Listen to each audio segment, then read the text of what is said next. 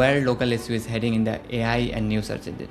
AI works on patterns, and most of the websites in the world don't rank. So what do you think, what most people misunderstood about this local SEO industry these days? Google's AI overview is starting to replace the map results. Hey everyone, welcome back to another episode of GrowPod, and today I'm really excited about this episode because we have someone really special and he's very well known in the local SEO space. Joining me today, Caleb Ulku, who many of you probably know from his SEO channel, YouTube channel, his local SEO community, his school group, and the strategies he shares with agencies and local businesses.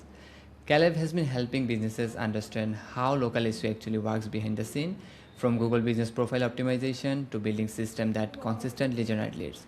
Recently, he launched something called Code 30, and which is basically built for local SEO, and it's a framework that aims to simplify and systemize how local businesses improve their online presence and ranking.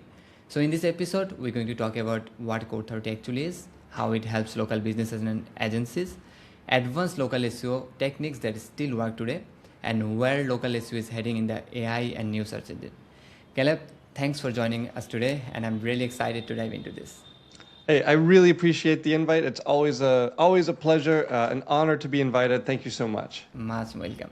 And so, Caleb, I know many people actually know you. I don't need to give you an introduction, but if you want to share some stories about you, about something, about your journey and how you actually got into local SEO. Yeah, I'll be brief here. So I started my career working for an oil major. I have a degree in chemical engineering. Had a challenging career. My wife has a challenging career.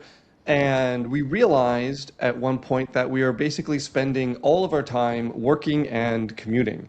It actually got to the point where we had a 2-year-old son and we'd hired a driving nanny. That is someone who would go and pick him up from daycare and bring him home and put him to bed because neither my wife nor I could make it to daycare when it was closing. So we were basically seeing him on the weekends and nothing else. And I was, still am, an avid runner, and I was participating in a half marathon, and I was feeling some pain and decided to push through it. I would not advise this because I ended up breaking my hip. So I went non-weight bearing for 3 months, and I ended up working from home for those 3 months. And it was this just life-changing event, this realization of what it could be like without these crazy hours and crazy commute. So my wife and I looked at a map and we were like, all right, well, we're not going to do this anymore. We're going to move. We chose Biloxi, Mississippi. It's about an hour or so out of New Orleans. It's where she's from. Everyone ends up moving to where their wife is from. And her family's still here. We had our son, so we wanted him to grow up near family. So he said, yeah, we'll give that a try. And I started looking for other jobs, and there wasn't really anything, so I started my own business. And I got into local SEO because I was basically trying to rank my own business locally. And was eventually able to do that, and that looked good. I was horrible at sales calls, at sales conversations. So most of my business in the early days, and this was back in 2016, 10 years ago when I first started my agency, most of the business I had actually came from Upwork. So I built my agency to 7 figures on Upwork, got big clients on Upwork. We had Skillshare, Adobe Black & Decker, Adobe, Stanley Black & Decker, other large clients like that we were getting from Upwork. And that was all going really well, growing, landing clients. And then a lot of your listeners, I'm sure, are familiar with November of 2022 when ChatGPT 3.5 came out and basically changed everything. In December of 22, I remember I was playing with GPT 3.5 for the first time. And I don't know, it's hard to describe now that like AI is such, a common part of everyday life. But what it was like the first time you said something to ChatGPT 3.5 and saw the response, and you just kept this conversation going. And it was just, I can only, obviously I wasn't alive at the moon landing, but it must have felt similar the first time you opened up ChatGPT 3.5. It was unbelievable. And over the years that we had done SEO work, we have seen Google grab more and more of people's attention after the search, right? My favorite example of this before the AI overviews is the search term mortgage calculator, right? We had a client and they wanted to rank for mortgage calculator because usually if someone is searching for mortgage calculator, they're in the market for a mortgage. And that's a valuable client. They can make a lot of money by serving that client. So they wanted to rank for mortgage calculator, and they're getting traffic from it. And then Google rolled out an update where they embedded a mortgage calculator into the SERP itself. So now no one needed to click. And their traffic was cut in half overnight, even though their rank position was exactly the same. So the first time playing with GPT 3.5, it was this realization that, man, this is going to be a repeat of mortgage calculator, but for every single informational query that exists. So it was early 2023, so maybe 3 years ago now, that we made a hard pivot at my agency away from Upwork, because Upwork is primarily large informational type queries. It's not local businesses, right? Local businesses weren't posting on Upwork looking for help with their SEO, not very much. It was usually much larger companies. So we made a pivot and said, you we're going to go into local, because however good ChatGPT 3.5 and now 5.3 or whatever, however good they are, they're not yet able to change your water heater, right? So you're like, okay, we're going to switch to local SEO. Let's see what happens there. So we started running Facebook ads, started getting calls for local SEO. It took us a couple of months to line up an offer that worked, that closed. I had a phone sales guy. I'm not taking these calls. And once we figured out an offer that worked, we ended up closing 97 local plumbers in like 6 months, 5-6 months. And the really exciting part about that is we've done a little bit of local SEO, but we've done so much non-local that now I had 97 Google business profiles. And the way we built up our expertise at my agency with non-local SEO was the ability to split test, right? We had massive clients, big websites, large enough budgets that we could split test. So we didn't need to guess. You might read something from one guru, something else from a different guru, and they're conflicting. Like, well, which one is actually going to help the most? Well, we can do both, see which one Google prefers. And with 97 GBPs, we were able to split test on local SEO. So we could go and buy everyone's local SEO courses that we could find, consume all the content that we could find on YouTube, on blogs, and a lot of it was conflicting. But with 97 GBPs, we could just split test everything and see what actually worked. And that's how we built out our local SEO process. Oh, boy, that was a much longer answer than I was expecting. Sorry. No. I was totally listening everything, every word what you're saying. And yeah, and honestly, if anyone knows about your works and if anyone saw your videos, the process you work for local SEO, they will understand one thing: these are not any theories. I personally believe that because I'm managing over 50 GBPs right now, so I applied so many those videos from yours and his works, because these are literally, I know from myself, like these are testings. These are not any theories what you are actually talking to on your videos and in your courses too. So yeah, so definitely it was a really nice answer. So my second question will be something related to the local SEO industry. So as you are testing and working in this industry for a good time, so what do you think, what most people misunderstood about this local SEO industry these days? Yeah, so today, I think one of the biggest misconceptions that I see is honestly the importance of getting recommended by ChatGPT or Claude or any one of the other LLMs for most local businesses. So not all, right? So if I separated local businesses like into two categories, I would think about local businesses that require high trust, right? Like a plastic surgeon, LASIK eye surgery, like anything in that field is going to be very high trust. And we can see the difference, right? We have several clients in those spaces. And if we look at Google Analytics, we can see how long people's sessions are, how many pages they visit per session. And for these high trust industries, we can see that it's significantly higher than it is for like a plumber or a roofer, right? So if you're an HVAC business or you have clients in the HVAC business, you're not really going to get very much business from ChatGPT, right?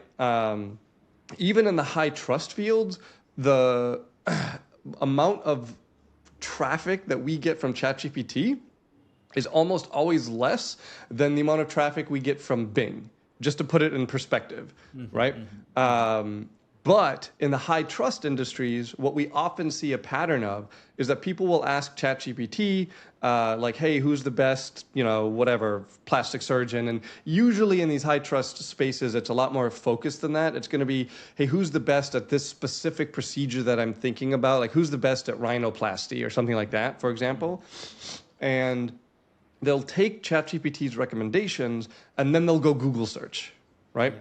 So it's still helpful, but if you're not ranked on Google, then when they try to go Google search, they might not be able to find you and you've lost it anyway. And beyond that, all the things that you would want to do to rank highly in ChatGPT or any of the other AI models is pretty much the same thing that you need to do to rank on Google. So that's the biggest thing that I would say. Like, so many clients are so preoccupied with what their AI rankings look like. And for most of them, it's honestly just not very important unless they're already ranking on Google. Then, okay, you're ranking on Google, so you're getting 80, 90%. Let's put the cherry on the sundae and start talking about maybe doing these like couple of other small things that ChatGPT might like to see. The much bigger shift, which I don't see a lot of business owners, clients talking about, is how Google is changing the SERPs for local SEO. And they started doing that like maybe a month or two ago. Like, the local SEO algorithm hadn't significantly changed in 10 years. And we're seeing significant changes for the first time. But yeah, like, I'm seeing a few other agencies, SEO people talking about that, but that hasn't come into local businesses as of yet. So, yeah, that's true. Yeah, many people fascinating about. I think AI overviews or AI thinks more than it helps. Thank you so much for the answer. So yeah, let's get back into your Core 30 framework. So recently you launched something that called Core 30. So can you explain what it is and what inspired you to build this one? Yeah. So Core 30, it's a term that we coined at my agency, and it's based on. So the way that we do local SEO is based on the way we used to do non-local SEO, because we were doing non-local SEO for a long time. So it's basically the way that we would do it is we'd have a page that we wanted to rank, and then we would build supporting content to add additional relevance, additional comprehensiveness, additional authority to the URL, the page that we actually wanted to rank. For local SEO, the page that we want to rank is the Google Business Profile, right? Like, almost 100% of the time. Something like 70, 80% of the traffic goes to the Google Business Profiles. So for local SEO, everything we're doing is trying to rank the Google Business Profile. And just to be clear, when I say local SEO, what I mean is any search that results in Google Business Profiles being on the SERP, right?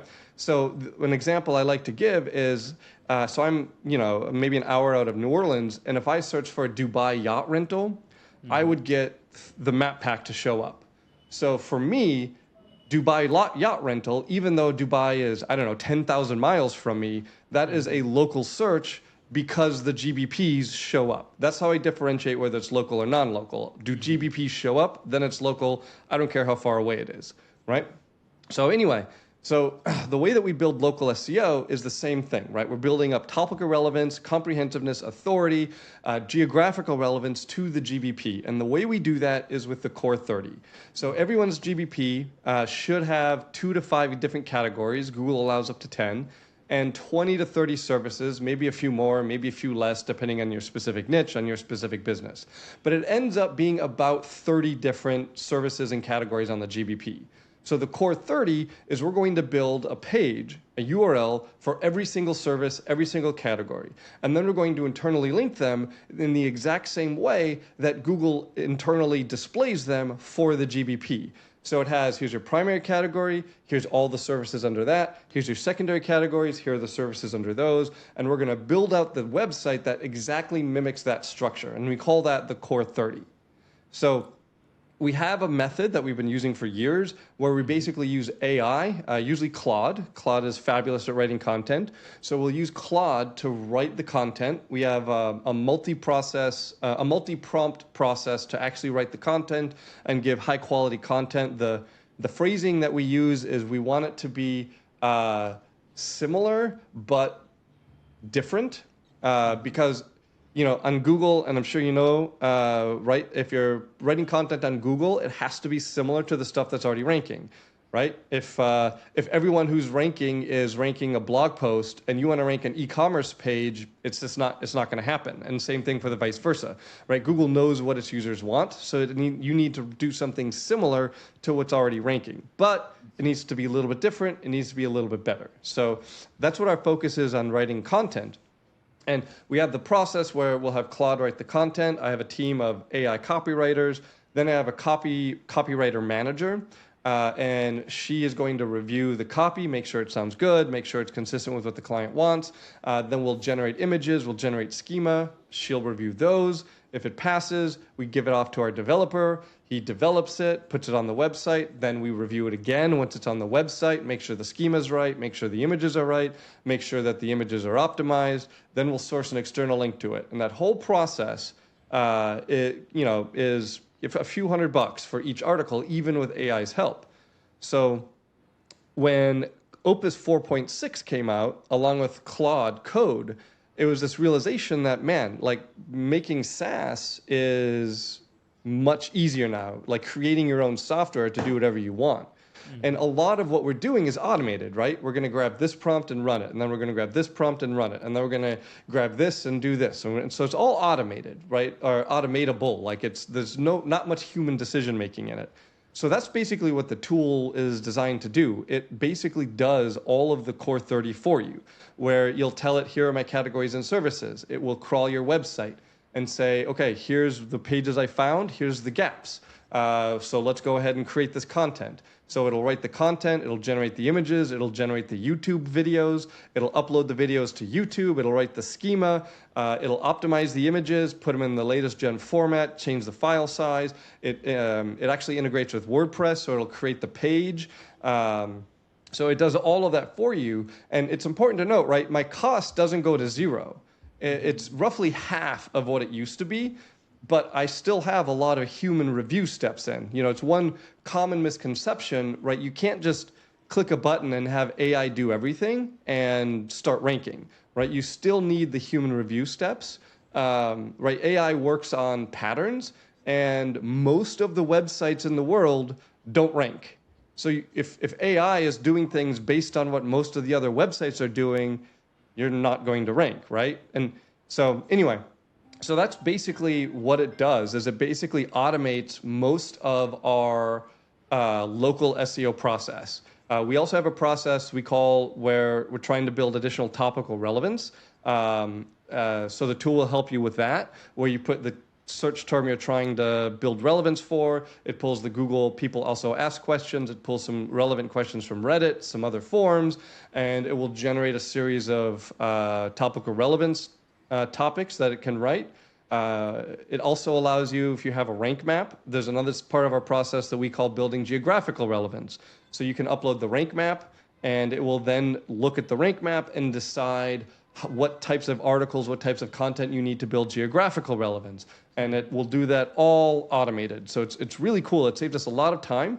Like I said, we went from a few $100s per article to less than $100 an article using the tool. But there's still a lot of human review steps involved. I actually know about a lot of this Code 30 processes. I personally follow a lot of this too. And so without any confidential or anything, can you just walk through some of the process, actually how you work, how it can be work for a local business or an agency? So I believe many of the people who will watch this video, they're not so much technical and not from the SEO background, so they would love to see this video how it works. So sure. So I have a sample website that we've been showing people how it works with the sample website. It's basically, you can think of it, it's a GBP that we've had for many years, but there's no client attached to it. So it allows us to do whatever we want because it's our GBP. So this is what it looks like this is the client name, this is what it looks like. And essentially, you're just going to go through this step. So you start with the settings, and you'll just fill all this out. This makes the content better if it's filled out. And if you want to, you can actually come in here. So there's 4 different types of pages: service, category, location, and supporting content.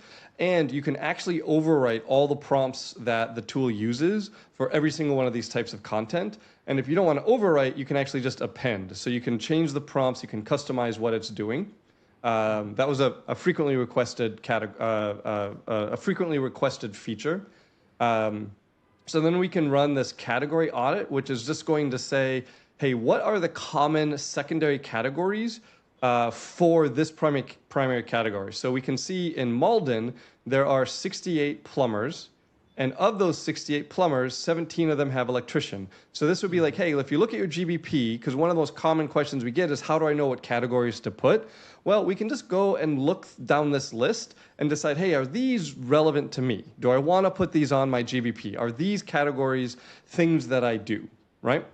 So once we go through that, we can come into the crawl. And I won't recrawl, but basically it crawls the page. And if it's having trouble, you can actually upload a Screaming Frog CSV if it's having trouble crawling, because this isn't as good at crawling as Screaming Frog is. But once it crawls or you upload your CSV, it's going to guess based on the categories and services you told it are on your GBP. It's going to guess what the category and service for each page is, and it's going to guess based on the title tag and the H1, which you can obviously overwrite based on, again, what your GBP categories and services are. And then it's going to give you your content gap analysis. So you had these pages, but you're missing these pages. So we can import those to the content, and it's already in the queue because I've done it before. Great. And then I was talking about the supporting content planner. So this is what it looks like there. And you can see you can pull the past runs where it's basically, you're going to run it for search term, research, and it's going to pull the PAA. It scores them. If you don't like this exact heading, you can actually come in and click and change it to whatever you want. And it'll pull them in batches of 20. And any one that you like, you can just tick them and then send that to the bulk queue. Cool. And then I talked about the geo planner, where you'll upload a heat map, you'll tell it the target service in the city, and then it will give you, based on the heat map, hey, here are neighborhoods that you should be targeting, and it'll tell you why. So, right, Cluster 7 sits at average rank 6 with high traffic landmarks in the Lego Discovery Center for Boston, and Lucky Strike Somerville, extremely well known, blah, blah, blah. So it's saying, boy, you really want to write content here. You're ranked a 6 currently. That's really close to top 3. That's one of the core concepts when we're playing with geo-relevance, is we want to push like a 4, 5, or 6 to a 3. Because if I take a 19 and I push it to a 6, I mean, that might make me feel really good inside, but it doesn't actually generate any more calls, right? Mm-hmm. So I want to take a 4 and make it a 3. So that's what this is doing, how it's scoring it. And based on that, it's going to say, hey, yeah, plumber near Lego Discovery Center. And that's how we do the geographical content. We're doing the service or category that we care about, and then we're doing a hyper-local landmark that Google recognizes. So these landmarks are actually being pulled from the Google Places API. So we know Google recognizes these landmarks because we're pulling them from Google. And we're basically going to talk about how we do plumbing jobs near the Lego Discovery Center. So then same thing, we can tick the boxes and send it over to the bulk content generator. And the content generator itself, it looks like this, where you can come in and so we can say, hey, how often do you want to do video? Every single one, every third, every fifth. Do you want to do outbound links? You should always want to do outbound links. Outbound links are correlated with a higher rank position. I don't know why people are afraid to do outbound links. Mm-hmm. And when I say outbound links, what I mean by this is these are links to non-competitive, high authority domains. So think like it's a link to Wikipedia or Forbes or something like that. And you can say, how do you want the output? Do you want it published straight to WordPress? Do you want HTML? Do you want plain text? Or do you want a CSV for an ACF style WordPress import? You can decide whether you want it to upload to YouTube. The content that it generates, we use an 8-pass content. So this is a realization I had when we have a human person like copy pasting prompts or using Cloud Projects or whatever. You can't do like 8, 9, 10 passes because it takes so long. Mm-hmm. But this is a tool that you just click run and then you go get coffee or you go to lunch or something. You don't have to sit and watch it. So we can use 8 passes. Then you can decide, do you want to do the AI detection, auto-approve outlines, and then you'll just, tick all the boxes that you want the tool to run. Again, you can decide whether you want to do a video for it or not.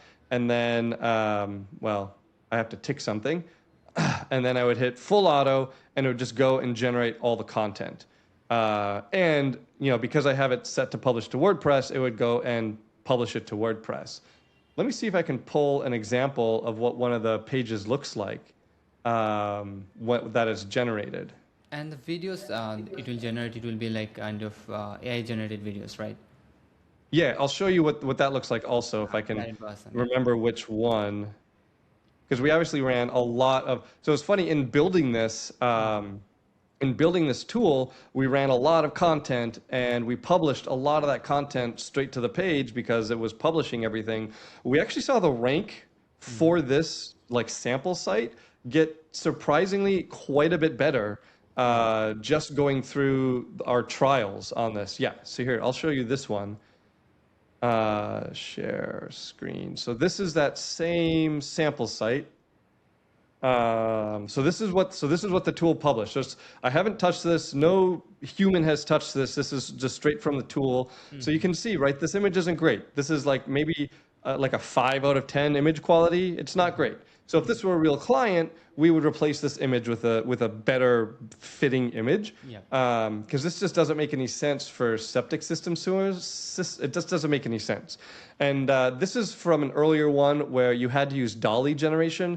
You can now use Nano Banana, and the image quality from Nano Banana is much higher. So, but yeah, so you can see it puts the call to action in, it puts the table of contents in, it puts the formatting, all the other images. So it's not great, right? Like this is worse than what a developer would do.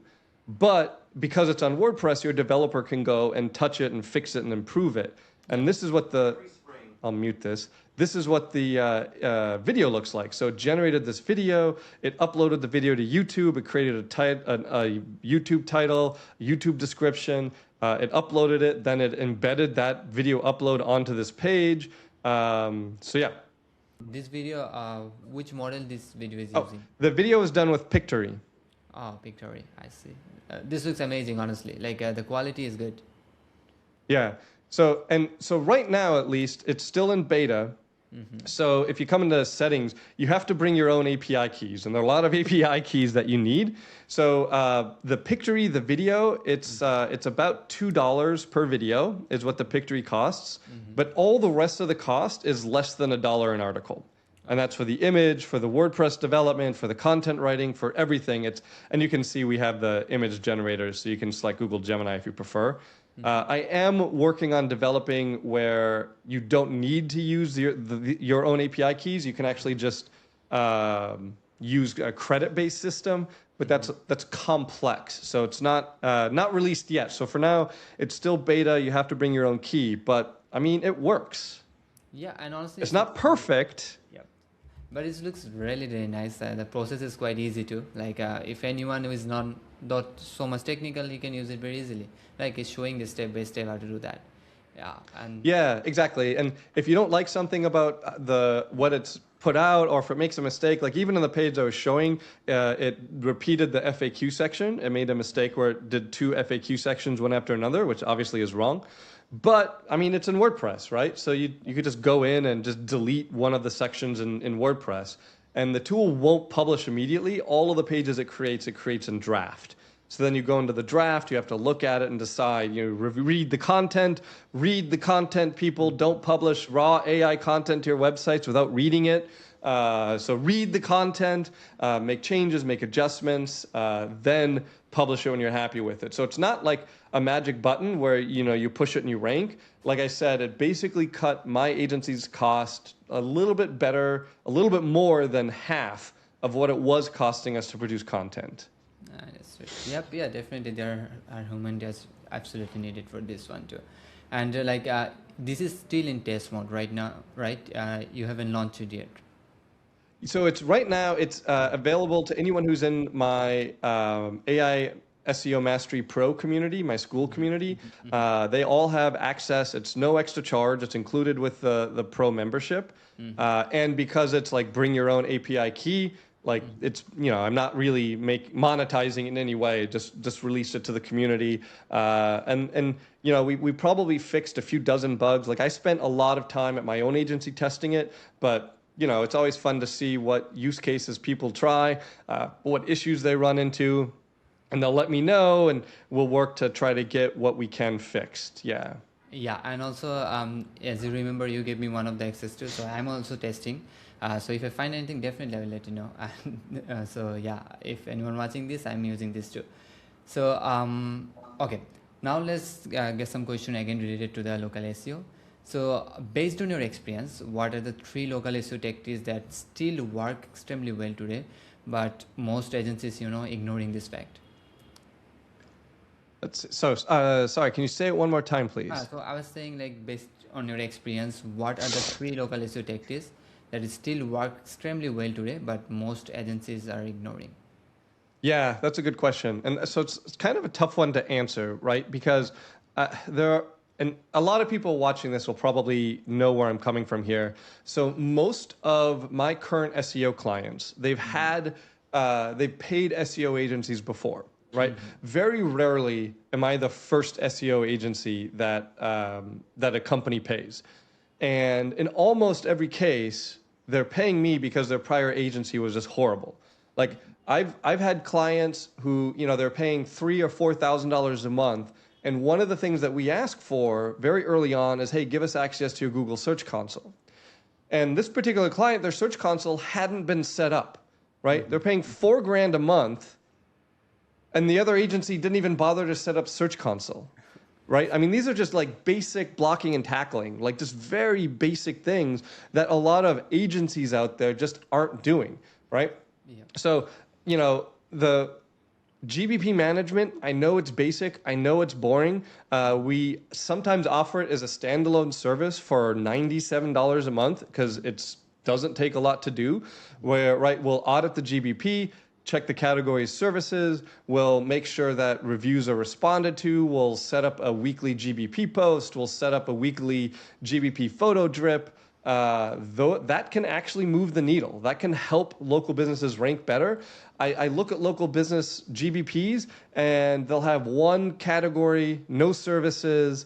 The special hours won't be filled out. You got to fill out the special hours. And I know it's a pain because Google won't let you fill out all of them. They only let you fill out the special hours for like the next 2 or 3 holidays. So yeah, you got to go log into the GPP once every 2 or 3 months to fill out more special hours. It takes 5 minutes. Just do it. It does make a difference. So just a lot of these basics is the issue that I see. But if I move past that and we assume that it's a client who has hired an SEO agency who has done the basics. The biggest mistake I see, easily, bar none, is the weekly blog post, right? This is such a massive waste of time and resources. Like they'll have a plumber and they'll do a weekly blog post and it'll be 5 best ways to winterize your water heater or something like that, right? And when you think about the content on your website, every single article, every single thing you do to your website, every time you touch your website, the goal of touching your website should be to rank your GBP higher for your target services. And when I say rank it higher, usually what that means, because proximity is a factor in ranking, usually what that means is ranking in the top 3 farther and farther away from the GBP address, right? So every article, every piece of content should be focused on ranking the GBP farther away from the GBP address. And I'm sorry, but blog posts about winterizing water heaters will never help a plumber rank. We need to build direct topical and geographical relevance for that specific plumber. And you can see how we build topical and geographical relevance in the tool. But the biggest change that we do versus what I see a lot of other SEO agencies do, right, is, we don't do these like random city pages because they don't really work. We write geographical relevance content based on hyper-local areas that the Google Maps tells us it needs, that the Rank Maps tells us it needs, right? So the Rank Map tool, and there's a bunch of them out there. A lot of them work really well, but the one we use is LeadSnap, and LeadSnap overlays on Google Maps. So what that means is when we're looking at a rank map, and we're ranked 4th or 5th, we can zoom in and we can see what landmarks does Google put near that 4 or 5, right? So one of my favorite examples, if you're a plumber in Chicago, you might be ranked a 4 near Wrigley Field. So then we're not going to write some random article. We're going to write an article about how we've done plumbing jobs near Wrigley Field in Chicago, right? like hyper local, specifically designed to convince Google that we do that job at that specific location. And that process of building geographical relevance in that hyper local way, it really works. I haven't heard anyone talk about it. Recently I have, but that's probably because I've been talking about it constantly on my YouTube channel. So I've started to hear other people talk about that, but that's the biggest gap, right? So if you're in the Chicago area, don't publish like Plumber Naperville, Plumber Algonquin, Plumber Joliet. Instead, look at your rank map. What are the landmarks that you're ranked 4th, 5th, or 6th near, and write about how you do plumbing jobs near those landmarks. You know, maybe it's the intersection of Michigan Avenue and 14th Street, right? Maybe it's Grant Park or Millennium Park, or the Chicago River. You know, whatever landmark is on Google Maps, it's there because Google recognizes it. So write content about that specific landmark if you need a little bit of a bump for that hyper-local area. That's a very valuable information. So my personal question regarding this one, actually. So for example, my business is, my business actually service in a different locations, and my map is not in the target radius area. In that case, what I can do? So the business is in a different city than where you want to rank? My actually business location is in a different city than my targeted location. Yeah. So that's a common question, right? And so usually what I'll say, when you run your rank map, a lot of the tools now will show you rank maps for all of your competitors. So look at your competitor rank maps and try to find a competitor who's located in the same city that you are, who is ranking where you want to rank, okay?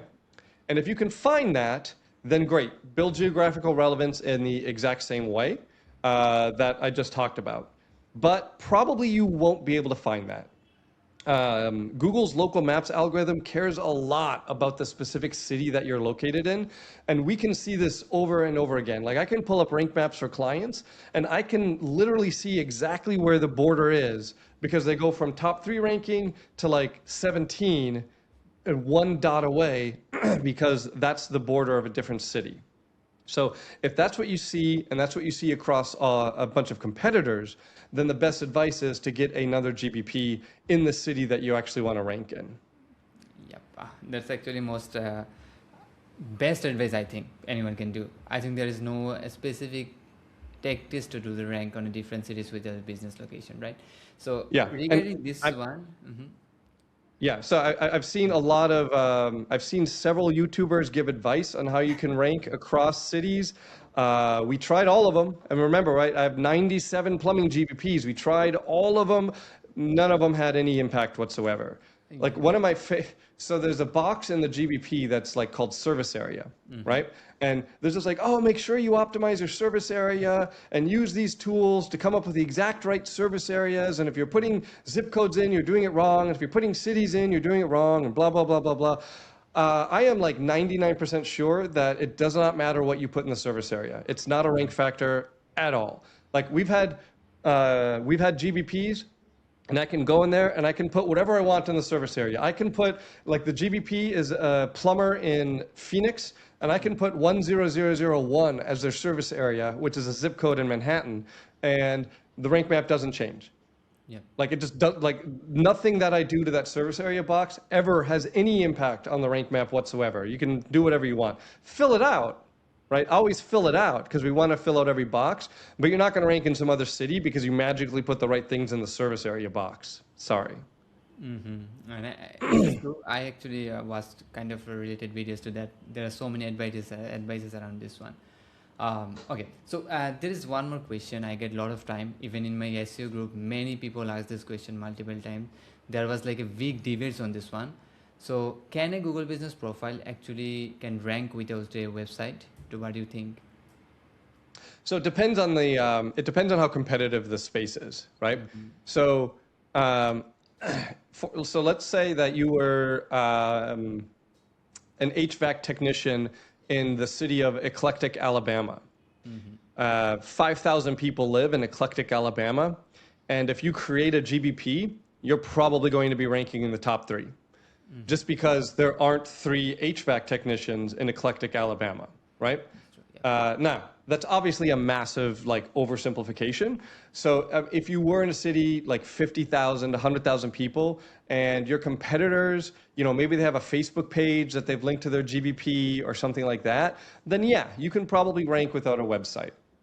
But like for the most part, like no. In areas where you actually want to rank, in areas where you're actually going to be able to generate leads, and we can talk about things like CTR manipulation and all of these other black hat techniques that can move the needle and potentially push you there. But like a lot of these are not inexpensive, right? Like CTR manipulation, you have to pay for all the IPs, and you have to pay for all of this aspect, and like we've reached a point where just building the website is often less expensive than a lot of these other techniques. So like, yeah, maybe I can do it in like a mid-sized city if I use these right techniques and, do these embeds and I do a CTR manipulation, I do all this stuff. But why would I spend that much money when I could just build the website and rank for real by building up actual trust and authority, right? Because if I build the website and I join the Chamber of Commerce, that's probably going to be less expensive than running a multi-year CTR campaign. And I'm not at risk of Google updating its algorithm to figure out that I'm running CTR and then taking my rank away, right? So Yeah. I, we always err on the side of, it's hard to say white hat because if you read Google's guidelines, like you can't do anything if you're like truly white hat. But we always try to err on the side of doing things that Google would be happy with us doing. And if we also think about something like CTR manipulation and all of these other aspects of trying to rank a GBP with no website, sure, maybe it works for Google, and maybe it works for Google's maps. But it will not work for the AI models. It does nothing for them. They can't see the CTR. They can't see any of that. A lot of the AI models, they struggle to read your GBP profile, right? ChatGPT struggles to read GBP profiles. It uses Bing for Business.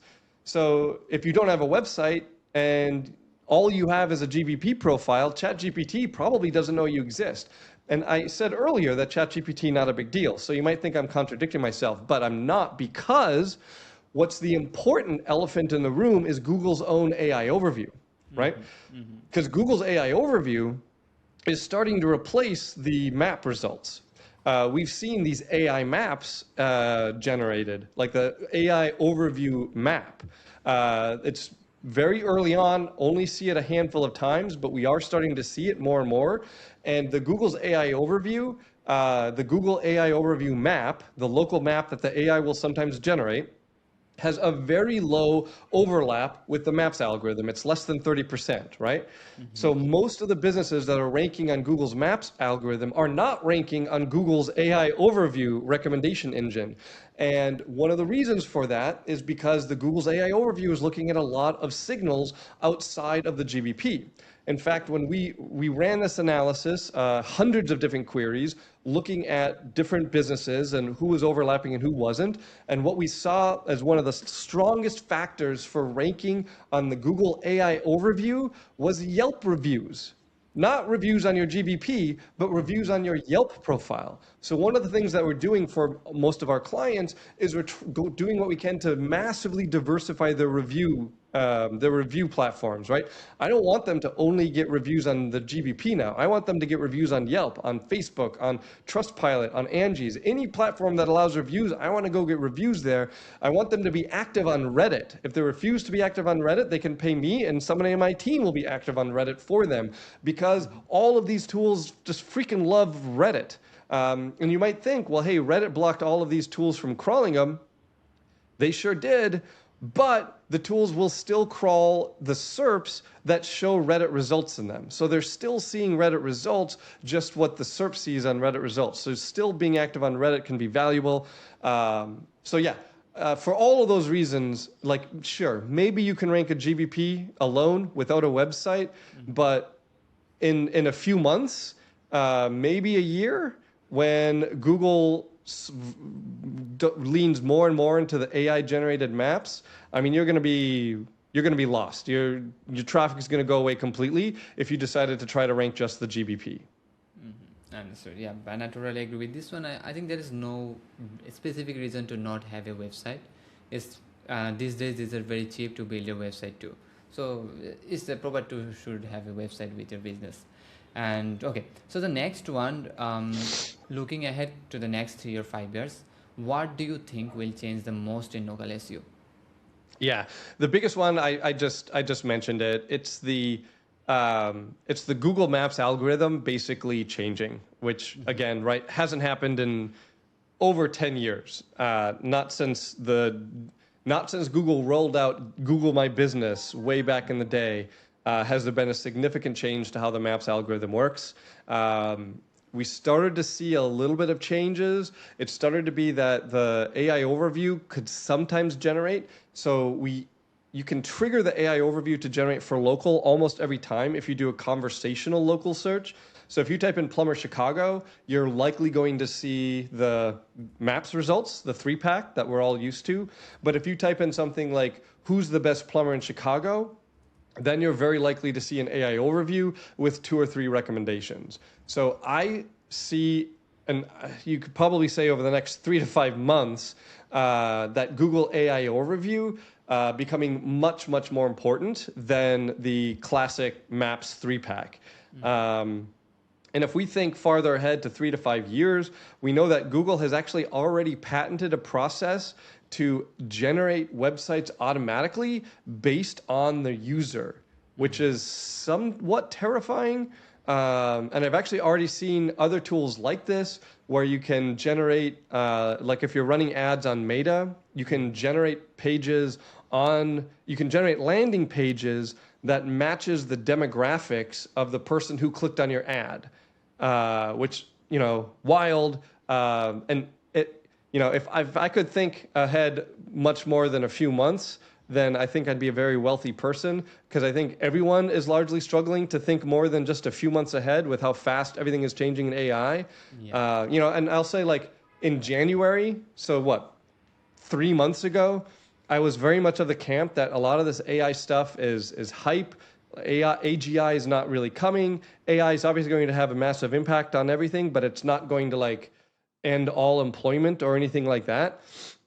And then in early February, when Opus 4.6 came out, combined with Claude Code, and started to see how easy it is to build SaaS products, it's just like, all right, well, I mean, maybe Dario and Sam had a point when they were starting to talk about all this. I don't know. Like, I'm suddenly not nearly as like, oh, this is going to be an important tool, but a lot of what they're talking about is hype.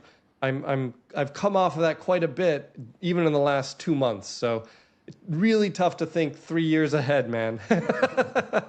And yeah, it was just a prediction actually, like what going to happen. We can only predict, right? And but things going to Yeah. change. And last 1 and 2 years, what we see after changing is a lot. Even the next one, everyone is now creating different kind of vibe coding tools. I'm seeing the every days. Like I don't know how most of these are working, but everyone is creating something that's good in some way, but it's not actually good in some ways too. But yeah, Yeah. that's what everyone is I, using for AIs. It is an unusual day when I don't receive a cold pitch from someone wanting me to talk about their vibe coded AI tool on my YouTube channel. Like every day I'm getting ones, and it's just like all of these AI tools, most of them are horrible, but some of them aren't, and you just don't have time to sift through it all anymore, you know? Yeah, and honestly, like after coming to Cloud Co-work and the Cloud Code, honestly, like for me personally, I don't need to take any time to do any kind of research and audit myself. These things helps a lot to save me my time. I don't think nothing much changed without saving my time. I have to still use my skills. I have to still use my team members to work on that. But one thing it does, Exactly. my speed going to be 5x more. So Yep. someone asked me the same question, what are you going to change? I said one thing, like you have to speed up everything. Like SEO not going to be a slower process, I guess. It's going to be faster process in very future. You can sell anymore like I want to create 3 pages, 5 pages per month. You have to just do how fast you can deliver the result, right? So it's gonna be Yeah. kind of Completely same agree. process, I think. Yeah. Yeah, So we used yeah. to, it was not that long ago when 50 pages was a giant local page, Yeah, like local SEO page. that's true. And now we're seeing, yeah, 50 pages is small. Very small. Like everyone creating within a month 50 pages, doesn't matter it is highly optimized or not, everyone is creating that. Exactly. Yeah. Okay, Caleb, we are actually at the closing of this podcast, and honestly, this has been an incredibly valuable session. I think people are going to love this one. So, the last one, if anyone wants to know more about Code 30, if anyone wants to follow your work or check out what you actually do, where they can learn more. Yeah, so I just smiled because I realized that I had a typo in my name, which is very unfortunate this whole time. Where I capitalized two letters instead of four. So it's a weird name. You should be able to find me. My YouTube channel is where I'm most active. Yeah, I also have the couple of school communities you can check out. But yeah, I'm usually pretty easy to find if you're looking for me. Yes, and honestly, I thought like you give this your name intentionally, maybe like you like that font, but I didn't know it was a typo mistake. No, no, at least the letters are correct. It is ULKU. Yes, it's a very strange name. Yeah. Yeah, and we have both one common connection. Our name is very unique, honestly. Like if anyone Yeah. search my name, my domain is everywhere available. I get everything very easily. So yeah. So Caleb, again, thank you so much for this conversation today. Really appreciate you join us today as a guest. So yep, thank you so much, and hopefully I will upload this video as soon as possible to my audience, and everyone will love it. Absolutely, man. Real pleasure. Thank you so much for inviting me. Great to be here. Thank you. Thank you, and have a great day ahead, man. Bye bye. Take care.